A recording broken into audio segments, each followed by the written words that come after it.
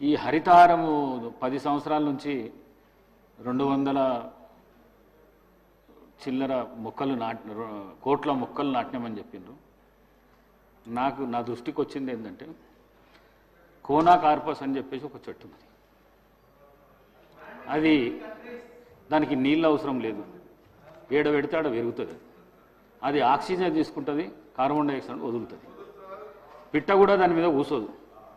అట్లాంటి చెట్లు మీరు తెలంగాణ రాష్ట్రం మొత్తం పెట్టింది. ఒకటి 1 మినిట్ నేను ప్రభుత్వానికి కూడా సూచన ఏం చేస్తుందంటే ఈ కోనా కార్పస్ చెట్లు ఎక్కడైతున్నాయో వాటిని అన్నిటినీ తీసేయవలసిందిగా ప్రభుత్వానికి నేను ఈ కోనా కార్పస్ గురించి యూట్యూబ్లోను వాట్సాప్లోనూ వచ్చిన విషయాలే కానీ సైంటిఫిక్గా ఉన్న విషయాలు చాలా తక్కువగా ఉన్నాయి. అందుకని మేము సైంటిఫిక్గా వెతికాను. నేను బాగా సెర్చ్ చేశాను హెడ్లైన్స్లోనూ అక్కడంతాను. అందులో చూసింది ఏంటంటే ఈ వృక్షానికి ఫస్ట్ ప్రాపర్టీ కార్బన్ డైఆక్సైడ్ గాలిని బాగా ఎక్కువగా పీల్చుకుంటుంది. తక్కువ కాదు, ఎక్కువగా పీల్చుకుంటుంది. ఆక్సిజన్ వాయువును వదులుతుంది. కాబట్టి ఇది very good tree for us. 1 point.